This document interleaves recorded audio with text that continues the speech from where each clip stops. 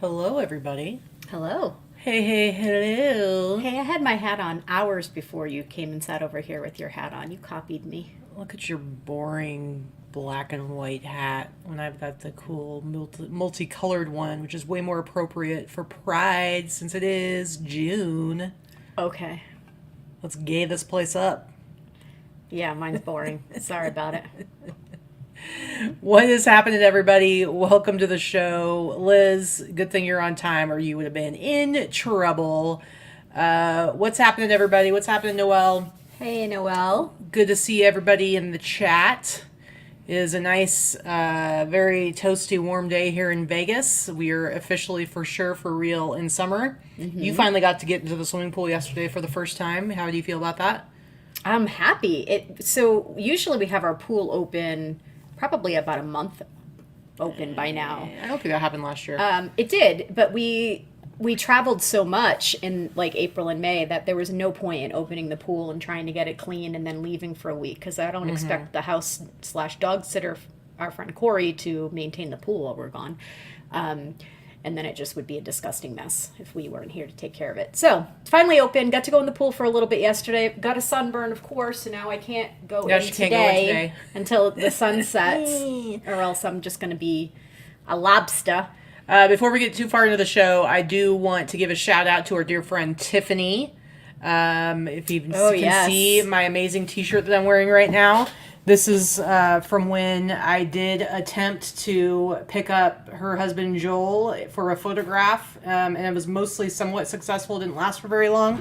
My boyfriend Joel. Anyway, she gave me this. She had this t-shirt made and gave it to me for my birthday. When we were in Dallas a couple of months ago, it was Tiffy Pie. Those of you may know her as Tiffy Pie. Well, what happened is she had it made, and the print quality was really terrible. So she gave it to me on my birthday, but she said, "But wait, I'm sending you like a better version. They're redoing it," and so that's why I haven't worn it till now.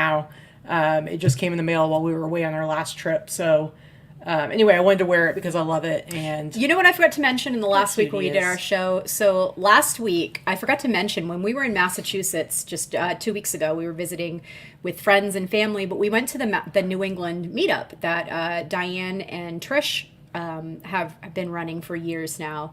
And what was really nice is we actually got to see a lot of our friends a couple people we had never met before. Shelly, if you're in the chat, Shelly David is an active member in our chat, but also in the Boss Facebook group. And we had never met her in person, so I was very excited to finally meet her in person.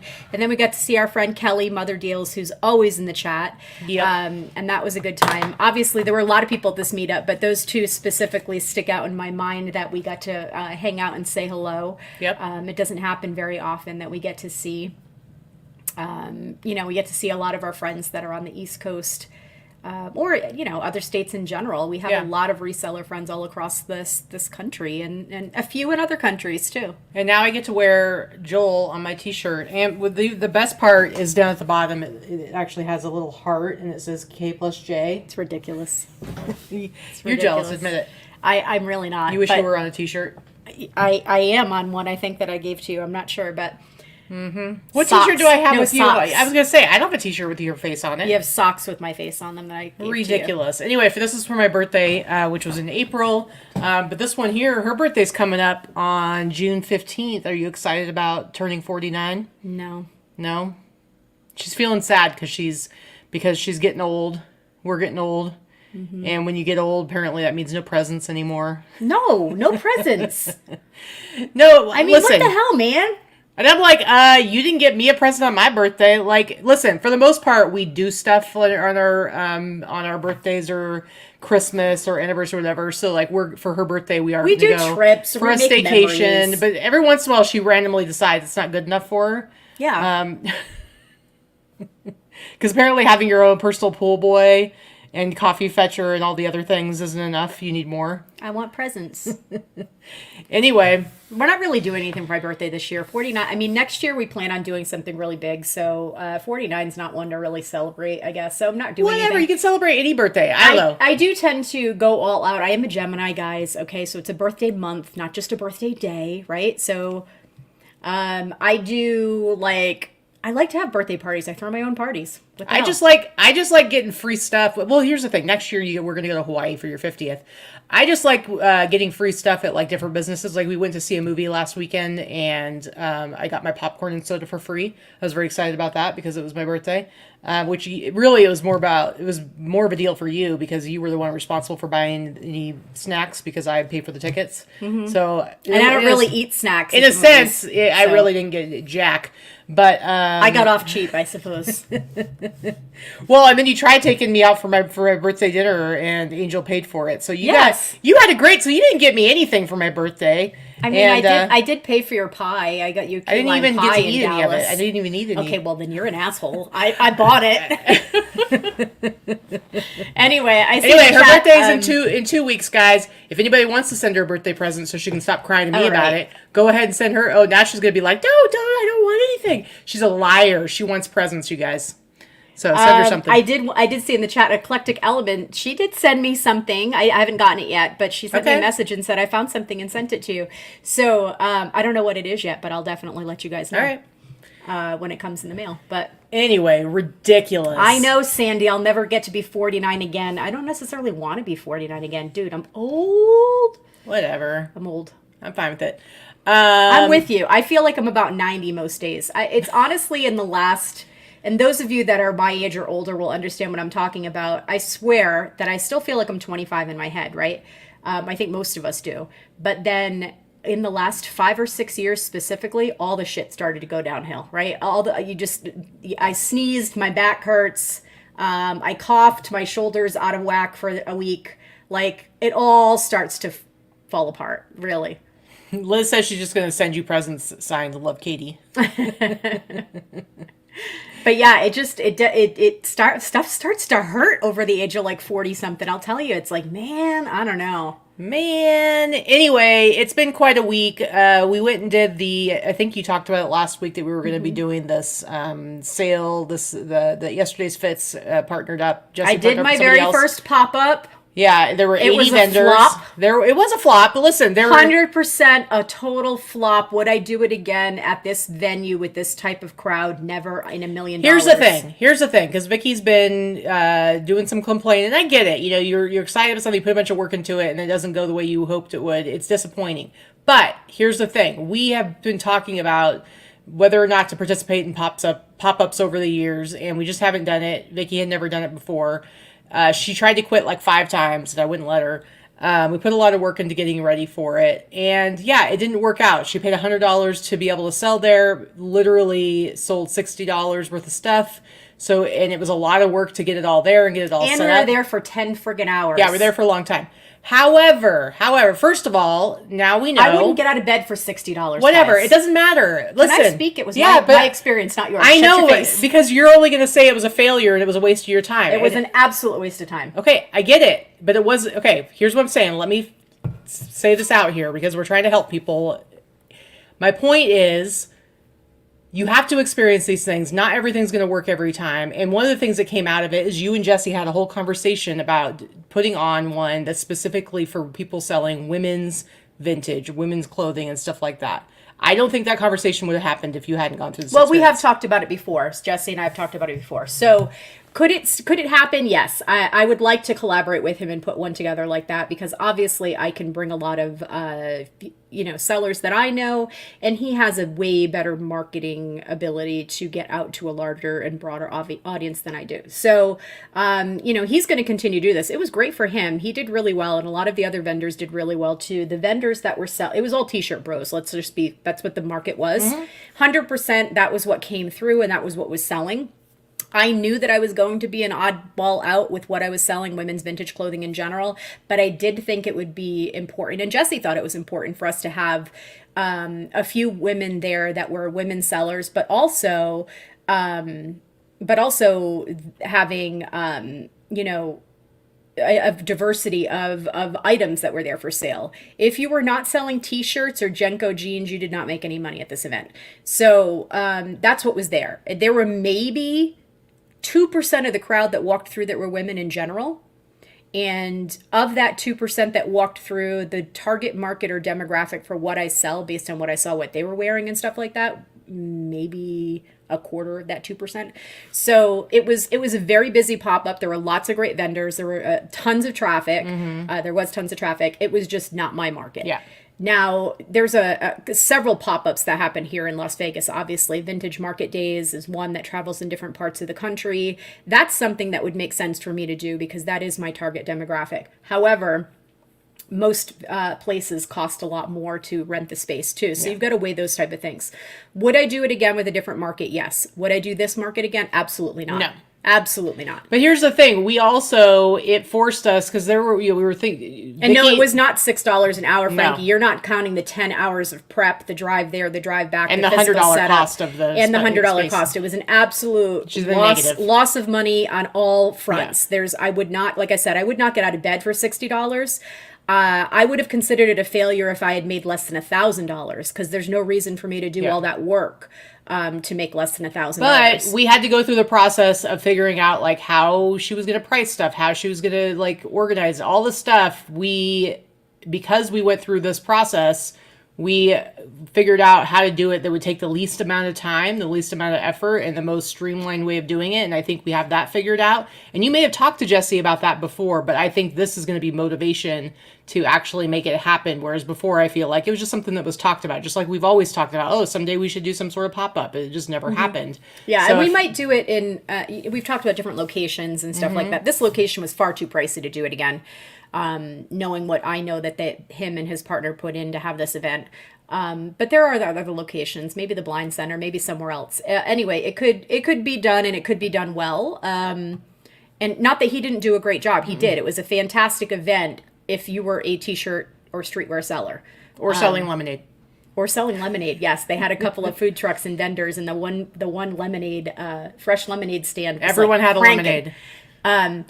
But then they had a bar there, which was nice, but I feel bad because nobody was drinking. It's not maybe if it had been outside, the bar might have done better. And there's like entertainment.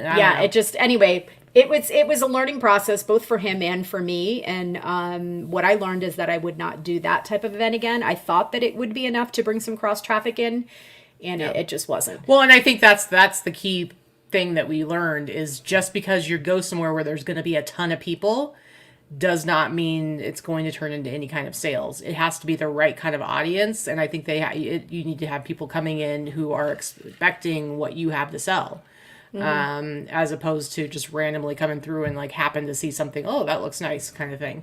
The thing that kind of sucked about it though too is that you made 2 sales before it even started, and then somebody bought something like right at the very beginning, so it was like, oh yeah, this is totally happening, and then nothing for 10 hours 10 hours of nothing. Like you sold like 6 things total, and 6 things total. And when I tell you that I priced stuff super cheap, I really did. I knew what I needed to do to get, I was thinking quantity, not quantity of sales would be worth it, but in this case it was not. And Tommy, I almost did, and thank God I did not. Yeah, I was like, why are you don't pull stuff down. I'm like, I'm not going to be selling anything there. So my job was just to basically, I just ended stuff on eBay when it sold so that she could go back later and just look at her ended listings and then take it down from her other platforms.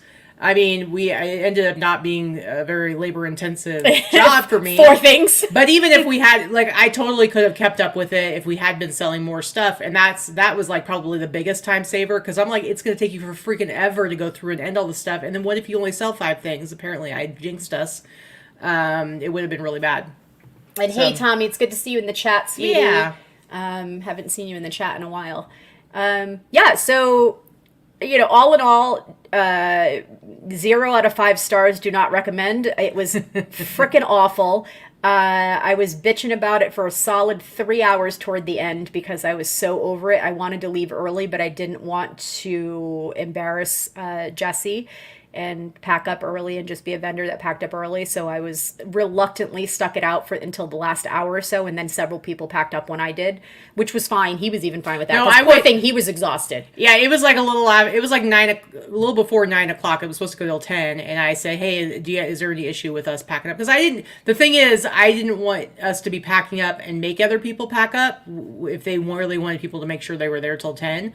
But he was like, oh no, he's like, I'm glad you're doing it because maybe you'll inspire other people to pack up a little bit early too. So I think he didn't want to be there till the middle of the night. So anyway, Man. Tommy, I'm sending you a virtual hug. I'm not going to make you talk about it, but yeah, I'm sorry, honey, really. I'm just glad to see your face. Well, your name anyway. And hey, Jean. Anyway, so it's been a week. It's been a lot of work. After Friday, there's a lot of schlepping involved. It was super hot. After Friday, like yesterday, I was going to do a full day of work because I didn't get any of my own work done on Friday, and I just couldn't even. I think I made it till 4, and I was starting at 11, so I wasn't able to stick it out for the whole day because I'm just exhausted. I'm still pretty tired, but got stuff to do, man. And here's the thing. So now I have those 300 items that I've pulled from my inventory that now need to be put back in my inventory. So there's still a few more hours of work to do, and it is all over my flipping house. So yeah, all in all. Not a good experience. It is what it is. Again, you have to try things. Not everything's going to work every time. It's like you're going to fail a million times before something's successful. So, you know, I don't know. My whole point is like, quit beating yourself up about, quit being angry about it. Like, take it as what it is. It's fine. If anyone should be complaining, it should be me. Because what about me? I didn't even get $60. Nope. Anyway, done nothing. All right. I got half a barbecue nachos. It's true. I bought you lunch. All right, guys, let's go ahead and get into our regular show. As usual, we split it up into 3 parts. The first part, we look at our real numbers for the last week, the gross numbers across all of our platforms. And then we kind of break down the fees, the shipping, the cost of goods. Most importantly, middle part of the show, we look at our sales highlights, some of the cool things that we sold over the last week or interesting, maybe educational. And then the last part, we talk about a little bit more about business-wise, what we were able to accomplish this last week, the goals that we set last week, if we were successful, if we failed miserably. And then we talk about what we want to try to do going forward for the next week and the future. So why don't we go ahead and It's true, Noelle. I feel like she's forgetting that part. And she was very, I'm just going to say, Katy absolutely helped me do I would not have done this event without her help, period. And I would never do another one without her help. But she volunteered to help and insisted that we do this. And I didn't complain ever. Like, I was very chipper and positive through the whole thing. Then at the very, very end of the night, at one point when I was loading the car, I made some comment about being exhausted, and she's like, I remember what you said. You were something like, "Oh, and now you're upset. Now you're mad." And I'm like, Jesus Christ! Like, can I one time complain for 1 second? I'm allowed. It's not anything against you. After I've listened to you bitch for the last 10 hours straight. It was a terrible experience. It was fine. I feel like I wasted my whole weekend. You didn't waste your whole weekend. All right, let's go ahead and look at the old numbers here. They look about the same as last week. So mine, it's really, really close to last week. I think it's mine. It's ridiculously close to last week. But you know what? We're going to talk a little bit more about the title of our show, the whole summer slowdown, whatever. So to be in June, just coming into June, and at the very least, holding steady for where I've been and like some of the growth that I've seen over the last handful of months. I'm kind of okay with that. I'm hoping I can actually defeat the summer slowdown, but I don't know if that's going to happen, but we'll see. You guys should be keeping an eye out, keeping an eye here and seeing what happens week to week. But 26 eBay orders. I had a lot more eBay orders last week, but I think I made a tiny bit more this week on eBay. So I think my average price on eBay was up for this week as far as our sales go. 26 eBay orders, 10 Etsy, 7 Poshmark, and then 6 between Grailed Mercari and Depop. Nothing private. 49 outgoing orders. Someday I'll hit 70. We'll see. eBay gross sales, $1,409.02. Etsy is $486.10. Poshmark, $251. Poshmark's been a nice little third platform for me. Like it used to be equal to Etsy for me. Yeah. So I'm not, for the most part, I'm not getting any crazy sales on there, but it's been relatively steady. And I mean, if I can get $1,000 a month just on Poshmark, I'll take that. Grailed Mercari and Depop 184, so And then total gross sales $2,330.12. Shipping $190.97. And of course the nice thing about selling on Poshmark and Depop and Grailed now is I don't have to pay any shipping for any of those, and that's probably at least 10 of those orders was from platforms that give me labels. Cost of goods about $150. Total net sales $1,702.07. And you can see my gross average sale price $47.55. That's all right. I think, I've set my goal, it'd be great to be at 50, but honestly, with the prices that I'm doing now, probably staying above 40 is about the best I can hope for, and that's okay if I can get the volume up. $34.74 for net average sale price. Not bad. Do you have anything to say about that? No, I got nothing. All right, let's go ahead and look at what Vicki's got going on. This is almost exact as last week. Last week, I think I had $50 more for the week, but I did 30 orders on eBay. eBay was a little slow for me. 9 on Etsy. Etsy got a little bit better this past week. 8 on Poshmark. The number was good, not the price. And then I combined my Mercari orders and my live pop-up sale orders to show you that I did 7 total. So my total orders were $54. 54 orders, sorry. So $16.26 on eBay, meh. $4.38 and change on Etsy, that's pretty good. Poshmark's continuing to suck for me. It sucked for the last year. It really has. Ever since they added lives, I went from $2,000 to $3,000 a month to not even making $1,000 a month anymore with all the same bells and whistles. And then the $153 includes my $60 sales at my pop-up there. So a total of $24.47 for the week. $220 in shipping, and then you see the breakdown of all the different fees. My cost of goods is low, it always is. And then my total net for the week, $18.18. My net is lower than it was last week. I think last week my net was like $2,000 or $2,200, something like that. My gross average sale price, meh, not that great either, but $45 gross, and then $34 net. So not terrible, but not great. Yeah, that's the way it goes these days. But I mean, I don't know. It's going to be interesting to see what happens. Do I think the 4K weeks are done for good? Yes, I do. That's a good question, Tommy. And for me, I do. I do think I don't think that I'm going to do the $4,000 and $5,000 weeks anymore. I don't think that it's possible in this market unless I decided to shift 8 hours of my day every day to content creation, to sell online, to be on Whatnot 24/7 and source constantly. How many of your listings? It's just not going to happen. How many of your listings have you updated the titles on and everything at this point? Probably a few thousand. Like half of your listings? Yeah. Or? I haven't done it in over a month, but yeah. Yeah. So I don't know. I mean, there's things, but yeah. I don't really think that there's a ton of stuff that needs to be updated on mine anyway, just by adding the word women's. I mean, that's the only thing that's different, and the title structure being in a different order. Yeah. I still have all the pertinent information in my titles. Do I think that title structure is important as far as what a person sees? Yes. Do I think having those words, according to eBay suggested title structure, is important? Yes, I do. Do I think it's going to make a difference whether something sells or not? Not necessarily. If you have all the words in the title, maybe not in that same order, I don't think that makes a difference.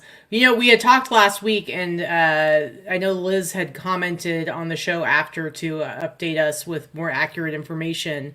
Once upon a time, everything in your item specifics was searchable, and apparently that's no longer the case. Now, I don't know if this is like a purposeful change, if it's the byproduct of other changes they made and it wasn't on purpose. I don't know. But it sounds like, you fill out your item specifics. There's the drop-down items that are supposedly still searchable. But, like, I always add keywords into my themes, and apparently Liz had gone and tested it out, and we know that some other people had given some feedback about it.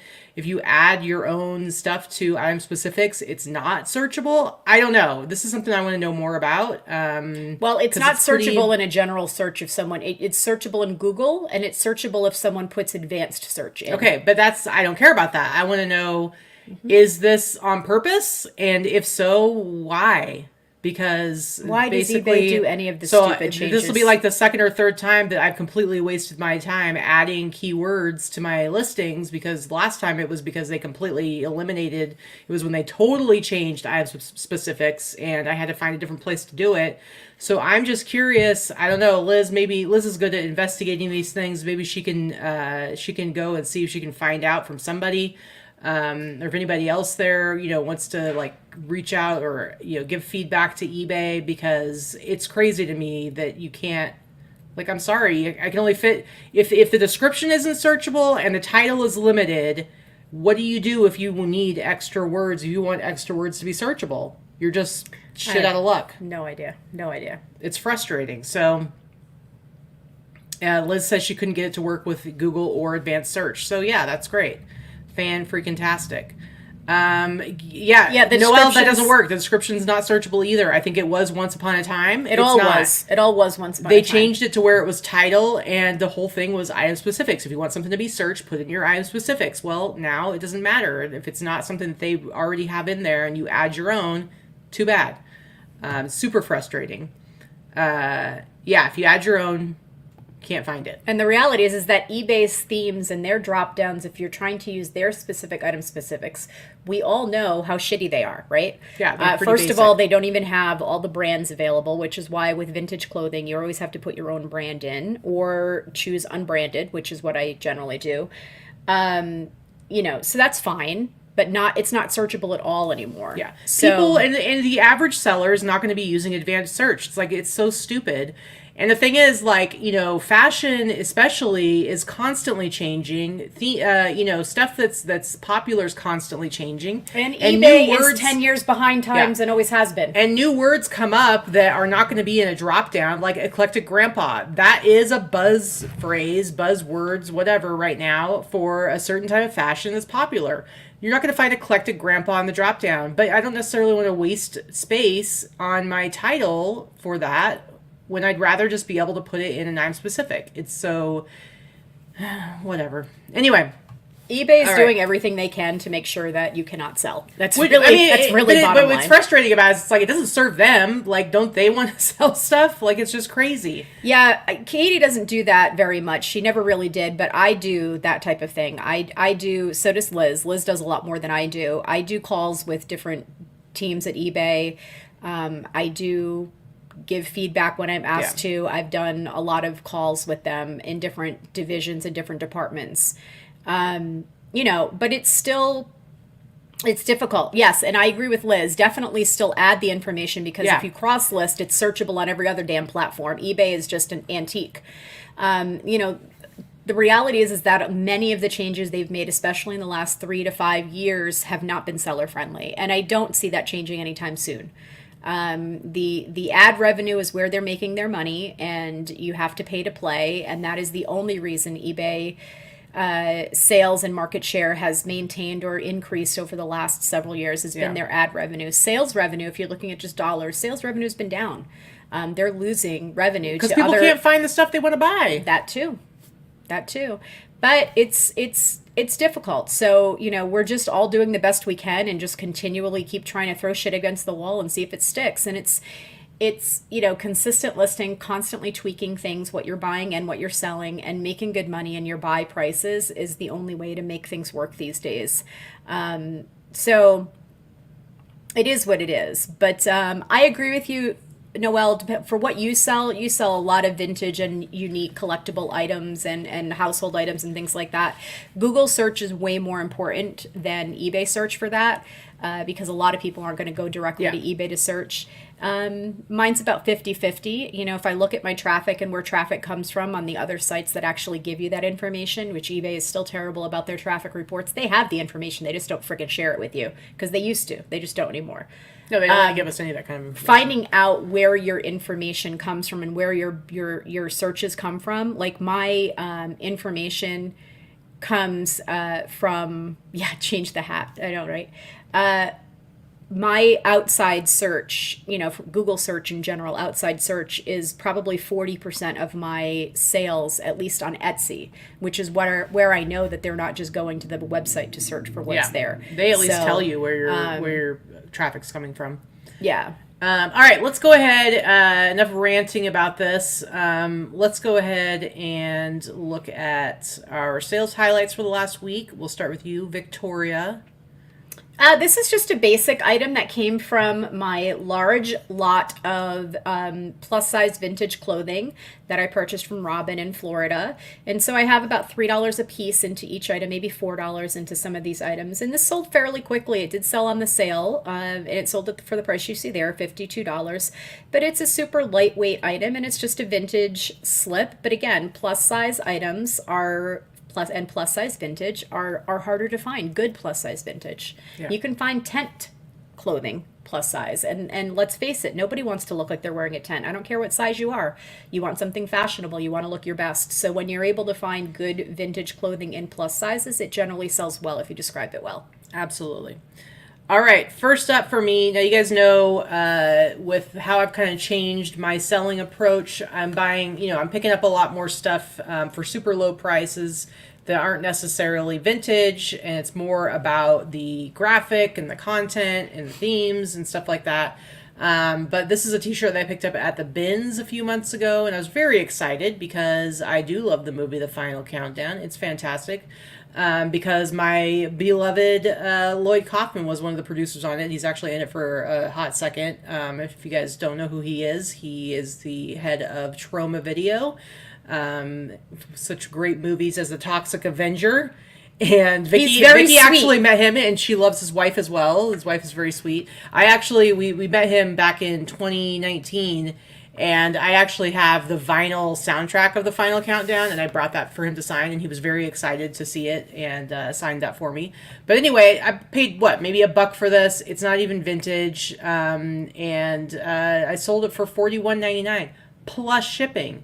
So, Jill, with the description not being top level, what I think is even worse about the app is that the condition description is not top level. Nothing is. You have to scroll past ads for every other person selling the same thing in order to find somewhere to click on to read an item description on the app. Yeah, because we know at least 70% of all purchases are made using the app now, and if the app is not even usable by people that are not eBay app savvy, which is probably the majority of people that shop, that's a problem. Yeah. Because when you look at the desktop, you can see right here where it says condition pre-owned. And this is where I put any notes as far as I'll say it has holes. I'll say it's stained. It's worn and faded.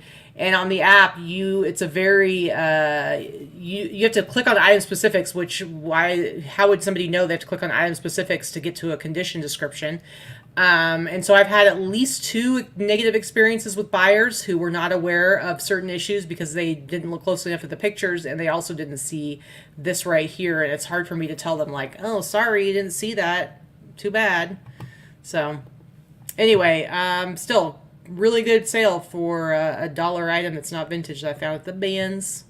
Yeah, this is an item that I found at the bins, so I probably paid about $2 because it was a little bit on the heavy side. It's not even vintage. It's just a Cabela's shirt that had the Siegfried and Roy's Secret Garden dolphin habitat, which no longer exists. So this was probably an employee shirt that had never been worn.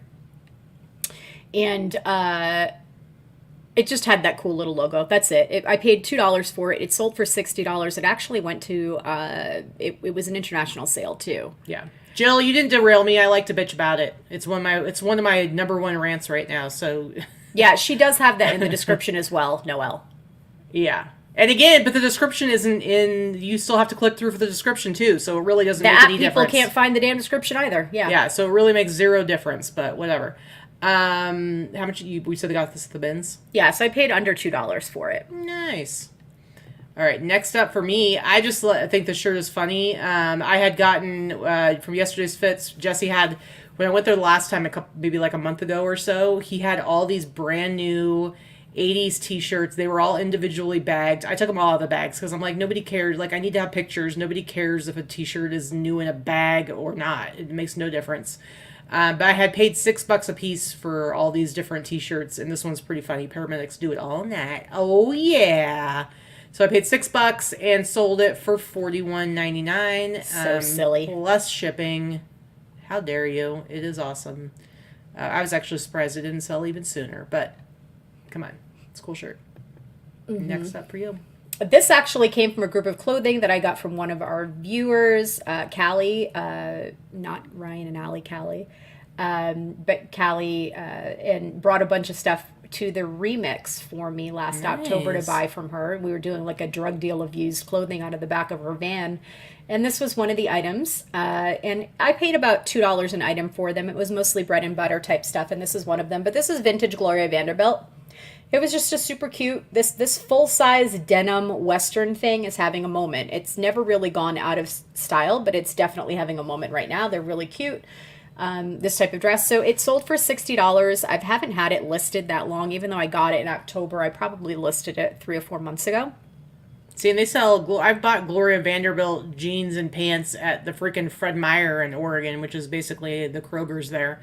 They sell it at Kohl's. It's a Kohl's brand still. But this was long before Kohl's existed in the 80s. But Gloria Vanderbilt used to be a fashionable brand. And this is not one that this definitely did not sell because of the brand. It just sold because of the style. But it was cute. Hey, look, it's Allison. Hi, Allison. What's happening? Are you even going to say hi to our friend Allison? I was speaking. So, hi, Allison. Sorry, I thought you were done talking.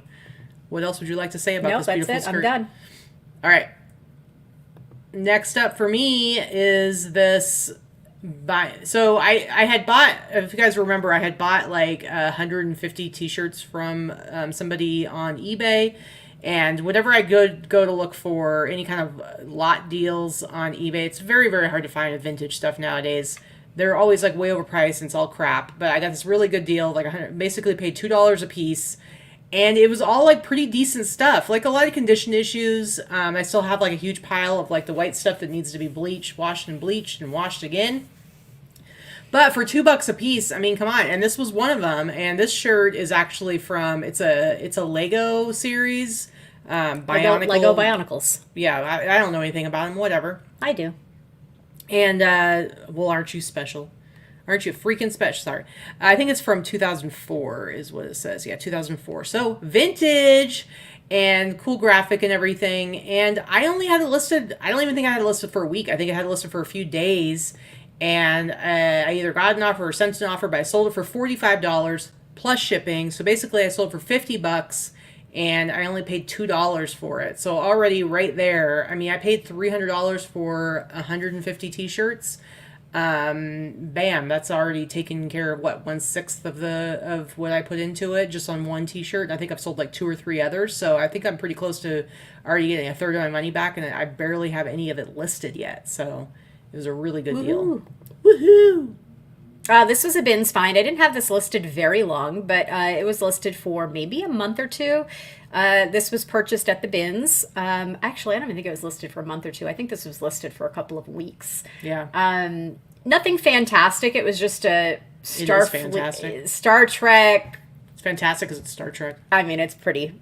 You shut your mouth. Lame. You shut your mouth. Not a Star Trek fan. Anyway, it was just this, quarter zip sweatshirt. I will say it's one of those sweatshirts that's not super soft. Like it's kind of rough.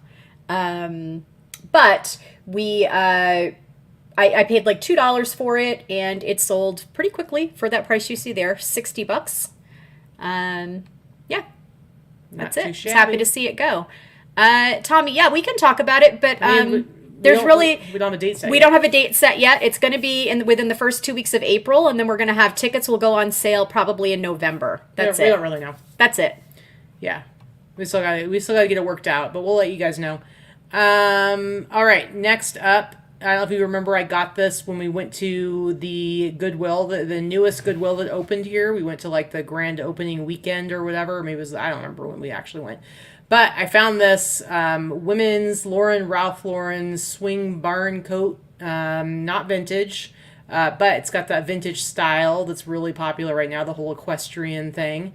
It was super big in the 90s, and it's revisited now for sure. Yeah, and so it was $25. I just wanted to get something cool, so I probably overpaid for it. But it's been up for a couple of months. But I ended up selling it for $65 plus the $8.95 shipping. So it's like I made a little money on it. It wasn't like a huge money maker, but whatever. That's okay. It is what it is. And yes, April of 2025. Yeah. Okay, so I actually had several multi-item sales in the last week or two, which is not the norm for me, so I'm pretty happy whenever it does happen, but this is one of them. So this is one that's sold for the price you see there. These were a bins find. I don't know how long I've had them, maybe, I don't know, 6 months or even a year, who knows. I have vintage clothing. It sits for a long time sometimes. So this sold for the price you see there. They're definitely a bins find. Probably paid about $2 for them. They sold for $79.95. Nice. Vintage 80s, made in the USA. That's the tag for the 80s guess. And yeah, mom jeans, high rise, the whole thing. But they're cute. Cute. All right, next up, this Beanie Baby t-shirt. I think I got this at the bins, in which case I would have spent about $1 on it.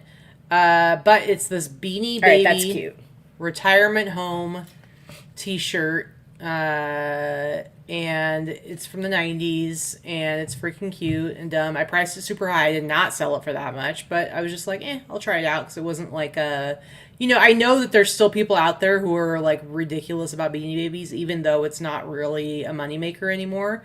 So I was just counting on there being like one of those people that really wanted to have this shirt.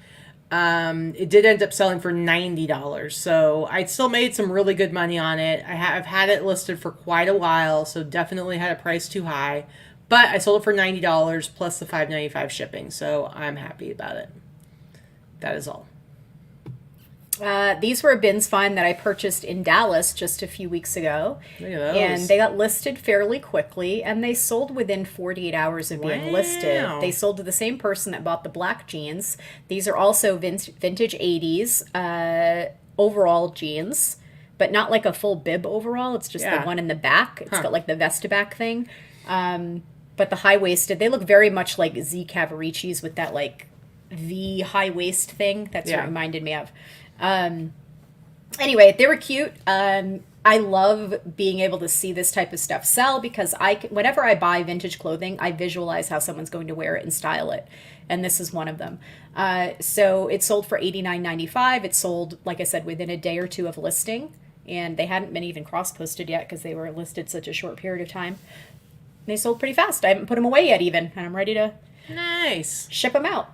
Nice. All right, next up I have this 50 Cent t-shirt. This one, I'm pretty positive I got this from Robin and Joe in Florida when I bought a bunch of t-shirts from them. And, a lot of the stuff I bought from them, I paid $5 a piece for like 50-something t-shirts. And, there were a lot of them that were not vintage and that I knew I was going to make a bunch of money on. But then I had to count on, the handful that I would make at least some money on. And this was probably one of them. I sold it for $62.99 on Etsy. How vintage is that one, though? It's Y2K. Okay. So if it had been like a 90s one or a little bit more rare, you probably would have gotten more money for it, right? Maybe. I mean, a lot of this stuff doesn't sell as well as it did once upon a time. And it's a nice big size, 3XL. But I sold it for $62.99. Not bad. Not too bad. Next up. I always pick these up. And if you take a look at what they sell for versus what I sold this for, you generally don't see them selling for this price. But I always, always, always list them high. I got these at the bins. I bought 2 of them. I probably paid about $6 or $7 a piece for them. They weigh about 4 pounds each. They're very lightweight because it's the hollow aluminum frame, but they're big and they're oversized. So I sold this one for $97. The buyer paid $15 shipping. Now, $15 shipping is not going to cut it for most, maybe up to about the middle part of the country. So I knew I was going to lose money on shipping depending on where it went. But in this case, it actually cost me about $14, $15 shipping. I wrap these in saran wrap, like the saran that's on a roll, so that the buckles don't bang around and can't cut into anything and rip through anything. So I wrap all of those things, and then I take it and I wrap them in a black contractor's trash bag, the thicker trash bags. And then I just measure it and ship it. And they always are going to go UPS or FedEx ground. This went UPS. And it was only like $14, $15, so I didn't lose any money shipping either. And I think this went to like Montana. Nice. Anyway, these vintage backpacks, people like to use them because they are water resistant. They have the big, strong metal zippers. They're very lightweight frames. They're really sturdy. Now, this was probably laying in someone's garage or something or basement for decades. It was filthy. I barely wiped it down. You can tell that by looking at it. It is not perfect. I put that in there. Disgusting. I put that in there. I mean, as long as it didn't smell funny and it didn't have any holes or anything, I'm good. I always put down, I did a cursory wipe down. This needs to be thoroughly cleaned. I'm not wasting my time spending an hour prepping something so it's perfect. You're not going to get any more money for it. It's not worth the time. So yeah, I just list them and let it go, and it's sold. Very nice. Very nice. All right, next up for me, this Atari Pac-Bencher. I've had this shirt forever, you guys. I've had it for at least 2 years, probably, if not more. It's ridiculous. I had it priced high. I'm like, it's freaking Pac-Man. It's freaking Atari shirt from the 80s. Like, come on. I can't sell this for, like, a good amount of money? Apparently not. It took for freaking ever. I think I have it listed for an even lower price on eBay at this point. So I was very happy when I finally sold it for $62.99. And I'm like, man, once upon a time, I used to be able to sell stuff for so much. And now I just got to get over it and just be happy to do some faster sales and flip things a little bit more quickly, which is fine. Whatever. I'm not bitter at all, okay? Jeez. Actually, I'm totally fine with it. It's kind of fun getting to actually ship out some volume instead of like, I sold one thing today. Yay. Okay, this was purchased last time we went to Colorado, actually, at an ARC store. So this was not a bins find. I bought 2 of these. I bought one in black and one in teal, and I did spend about $10 or $15 on each one. The black one is already sold, and then this one sold this week for full price as well. This sold to the same person that bought those 2 pairs of jeans, and she paid $129.95. I've had this listed since probably November, maybe. But it was super cute. And if you actually look up this brand, if you go to I think it's what is it called? Sassafras? Sassa? They don't sell for that high. Like, I bought this based on looks, not by brand. But if you looked up by the brand, detail there. I mean, it's super cute. But if you look at the brand does not have a super high sell price. So that's why I didn't put the brand in the title. If the brand had been an asset, I would have put the brand in the title. In this case, I knew it was going to sell based on style and color and that kind of thing. So, $129.95. I'm pretty happy with that. Nice. All right, next up, I've got this hoodie. Now, I don't remember if I got this at the bins. I actually think most likely I got it from Jen, our friend Jen Goodell. But I could be wrong. I don't know. I haven't seen her in the chat, so she cannot confirm or deny. She cannot confirm or deny. But if I got it from her, I probably paid $5 to $10 for it. And it sold. I've had it maybe for a few months, and it sold for $62.99. So actually a pretty good price.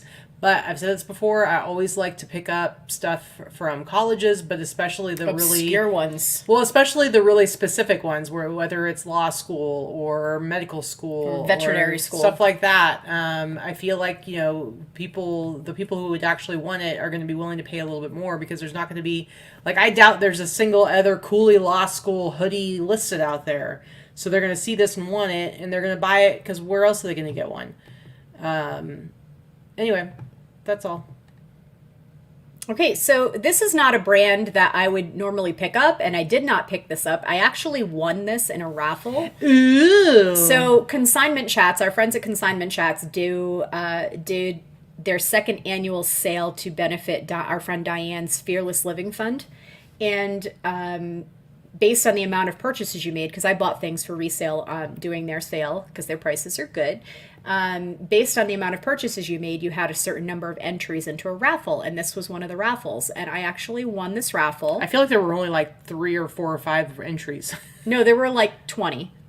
And I didn't know I had won the raffle because I was getting my hair done and I had to leave the thing. But anyway, so I won this. Molly brought it on the cruise to give to me, and I listed it. These are her pictures, actually. She had taken pictures. Ooh. So I used her pictures, listed it, and it sold within 24 hours. I took an offer for $180. Yoink.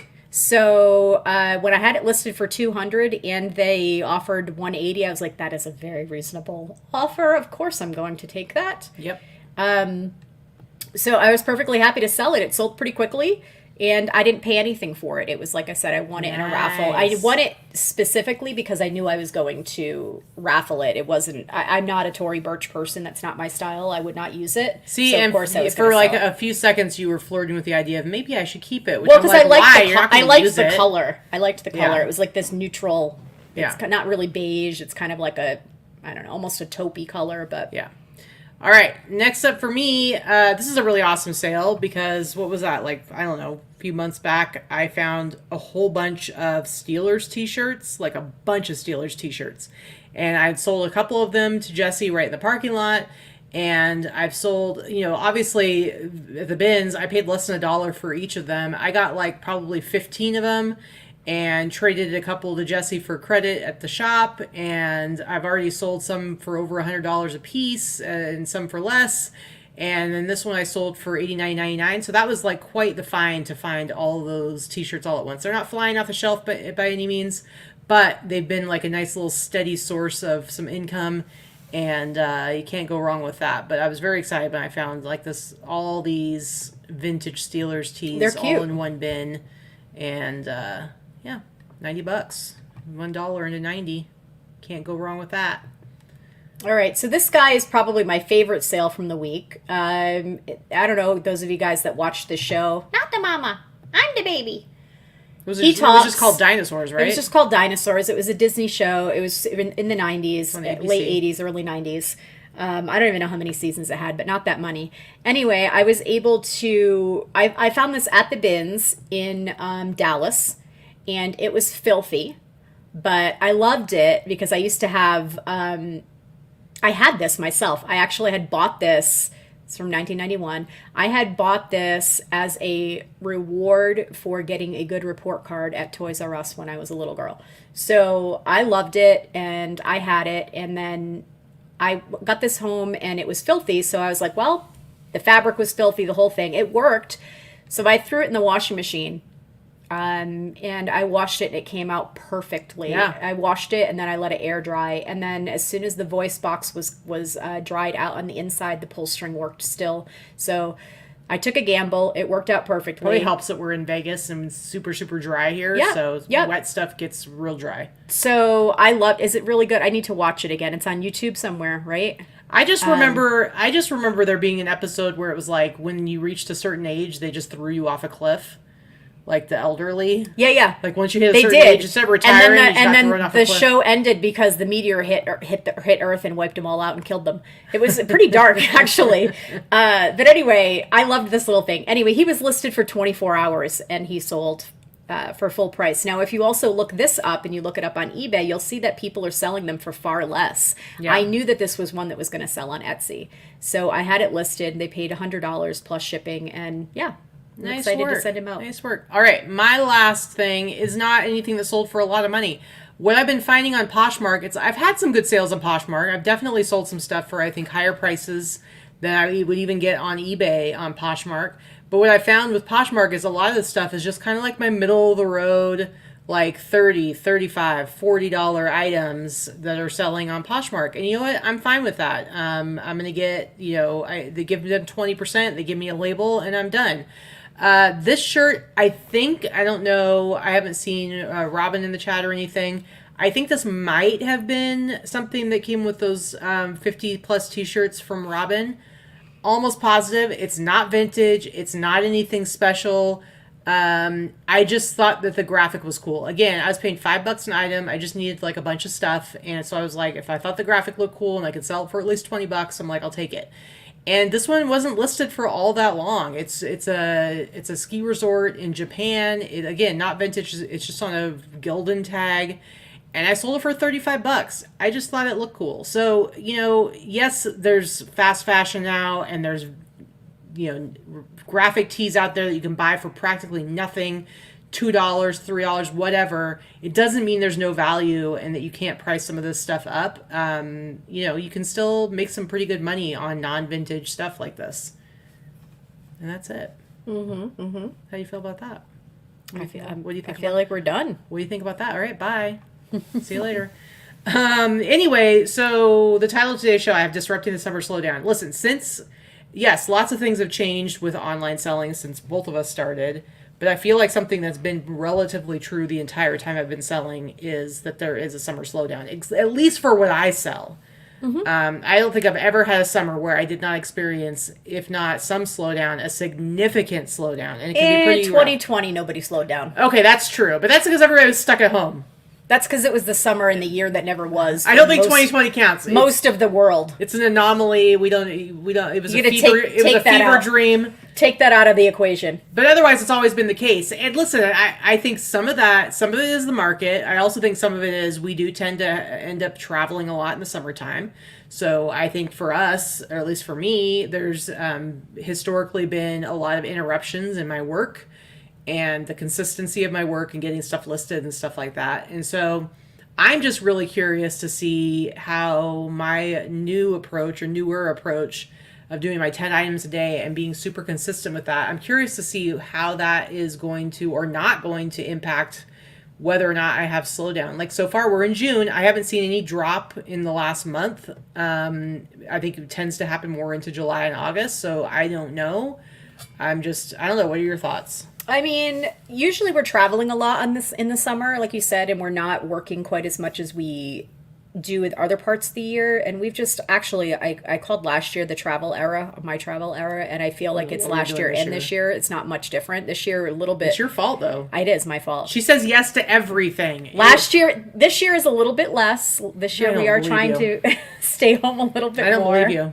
We said we were only going to do one cruise. We're doing one in December now. Well, we might push that into the spring. I'm going to see. That's my brother and sister-in-law and the kids want to do a family cruise. So anyway, we may push that to the spring. We'll see what happens. But that one's more to spend time with family, which will be nice. So I think Lori's a little behind in the chat. I'm looking here. She's talking she might watch later about location and stuff like that. The place that we had this was a private pop-up event in a facility that was advertised. Yeah. It was not any type of flea market, not a regular space, not something that has this everywhere. So that was entirely different. Well, we can enjoy our lives, but we also have to make a living. We got to pay the bills. And it's been rough. And we just, with the three trips we took in 1 month, that was too much. Which at this point, we don't have anything. You're going to camp in July. So that's going to give me a 10-day period where I'm going to buckle down and really get a lot of stuff done. But I don't know. I want to see. You've been doing the 7 days a week thing as well. Mm-hmm. I'm really curious. It's only been a half a year. How many trips have we done? We've done 5 already this year, and So we travel a lot. Now here's the thing: if we had 9 to 5 jobs, we would never be able to do what we do. So we're definitely shut up, Danica. But we're not going anywhere in June. July, you are going to be gone for 10 days, but I'm going to continue to do your shipping, so you're not going to have to extend any of your handling, and you're going to make sure that you have listings going live every day. I will. So those 10 days aren't going to get interrupted for you. That shouldn't affect me too much. And then I have a trip. Something in August, but again, we're not going to let anything. So I don't know. I'm hoping, and I guess I'm putting this out there to you guys. Anyone who's doing something similar, but also just so you guys can check in over the summer to our show and just kind of see, let's see, what is going to happen. We do have a trip in August. I have a trip in August. Well, actually, my trip in August is only a few days. That's just to go to eBay headquarters. I have not been told not to say anything about this, so I'll go ahead and say I'm going to eBay. I've been invited as one of the Small Business Ambassador Network captains. To go there for a couple of days on their dime and be wined and dined and talk to a bunch of eBay teams. So I will be staying home for that as well. I will be talking to as many teams as they put me in front of, and we all know that I don't hold my tongue. Anything that I'm going to say to you guys that we say on this channel is in our group is the stuff that I say. When I speak to eBay teams, I probably will leave out the F-bombs, but that's about it. I don't try to sugarcoat it because they need to hear the truth from people that are actually selling and using the platform. And a lot of times they don't get that stuff unless they have conversations with sellers. They're not hearing the information. It comes across as oh, really? That's happening? Oh, I didn't think of that. Really, because they're not using the platform. So it's important. So I'm definitely going to do that. Yeah, Jill, I'll be in the area, but I'm not going to have a car or anything, hun, so I'll let you know. I don't really know I'll let you know, and I'm going to let Alexis know, but I don't really know what my schedule is yet. My schedule is theirs. I am thinking about going in a couple of days early and staying with Shelly. So that I can spend some time down there. Jen, no, I'm not planning on doing a daily video. Here's the thing. Every time Vicky's been gone the last few times, I've done some sort of challenge and done videos about it. But honestly, for the most part, it's not very helpful in like me actually taking full advantage of the extra time to work. And I really need to do that. Like I still feel so behind. I'm in the middle right now of finally putting away. I have inventory that I haven't put away since the beginning of the year, like since the beginning of January, like hundreds and hundreds and hundreds of t-shirts. Like I know where everything is. It's all in my inventory room. But especially now with how I'm listing now, I'm listing more than I ever have before. So it backs up really quickly. And it's been too much for well over a month now. It's just that we were going on these trips and like I could not take the time to do it. So I'm forcing myself to do it today. But I still feel behind, and I need to get to where I have stuff like listed out, banked out, and I got to do it. But I have put my lister on hold for the next 3 weeks because I haven't sourced any clothing in a couple of weeks, and I'm not going to. I'm getting through my hard goods pile. I still have 100 drafts of clothing that I'm going through, 10 a day, and making those live and cross-posting those, but I'm also adding another 10 to 15 a day in hard goods that I am just going through my backlog of stuff to try and catch up a little bit. So I'm interested in seeing how that works because I'll be adding more hard goods into my inventory that I haven't really done in the last few months. I think that always helps. It always helps your sales. So I do need to have, have a solid, group of stuff to list and a little bit of a variety, which is nice. So Alexis, it's the end of August that I'm going, the last week of August. So I think as far as goals for this immediate future, this next week, I mean, I'm obviously going to keep on my 10 a day. I got to get all my stuff put away. And I got to get stuff ready for photographing. I just need to, I have so much stuff. It's like finding the time to actually get everything done because there's always a million things to do around the house or whatever.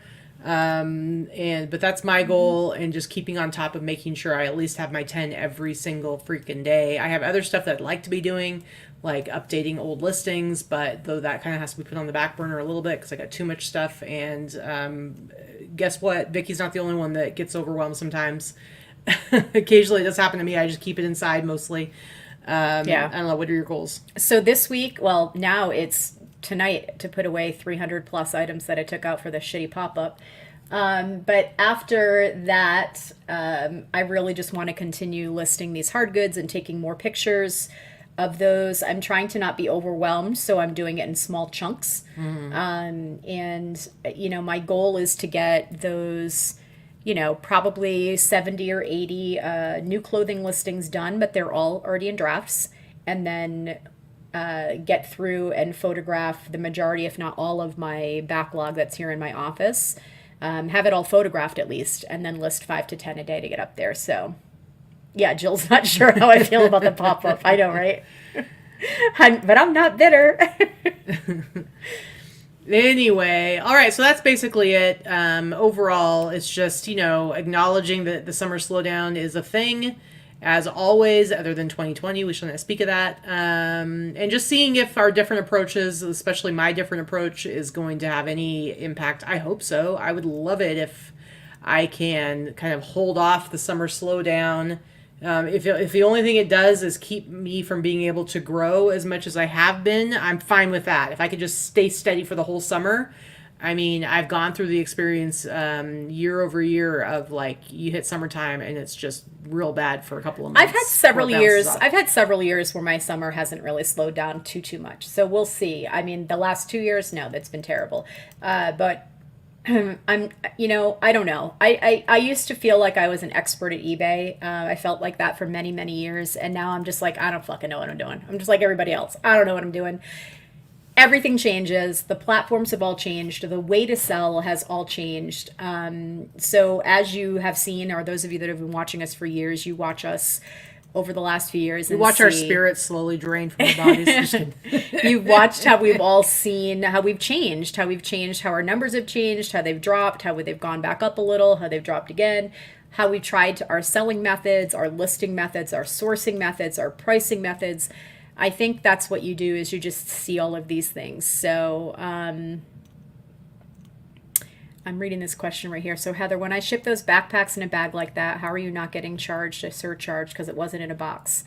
I don't know, Heather, because that's how other people ship things. I've shipped them for years that way. I've never received a surcharge. I don't know if that is your location now, where you're FedEx, dropping them off. FedEx may. I don't really ship them FedEx. I ship everything UPS now because it's much cheaper. But I can't speak for FedEx, but UPS, I've never had a problem. And sometimes I drop off directly at our location. Yeah, I dropped here. it off and they scanned it and they didn't say a word. Never a problem. No. So if you're going to get an add-on, it's going to be your drop-off location that does that if they add on, if they do something like that. So you might want to change where you're dropping off. Yeah. That's all. All right, guys, let's wrap it up. I got to get back to putting away T-shirts, listening to podcasts, staring at size tags. It's a good time. And hopefully I can get that. I need to get it done because tomorrow I got to pull inventory to ship. So. Oh, and you know what? Today is, I did mention this in my personal Facebook, but today is my 12-year anniversary of living in Las Vegas. Awesome. It's my 12-year anniversary since I got in the car to drive across the town. Luna's 12-year anniversary. Did you even get her a present? I did not. You didn't even care about her. Oh, speaking of Luna, she lost like 3 teeth this week. She had to go to the vet. She had teeth cleaned, but we knew she had some real smelly breath. Oh yeah, and the dogs cost me $1,500 this last week too. So let's not talk about that. True. But her breath is far less smelly. It now just smells like regular old dog smelly breath, as opposed to like I'm gonna throw up smelly breath. And I just have one question in there. Yes. Let's see. I did see that Karen had asked a question. When did I get this ink? This is like 12 years old. So I've had this. I haven't had any new tattoos in probably 10 years. I have a lot of them, but I haven't had any in a long time. Yeah. All right. You ready to go? I'm ready to go. Let's get out of here. I need to go get some more work done. Let's go. Have a great Sunday, guys. Bye, everybody. Bye.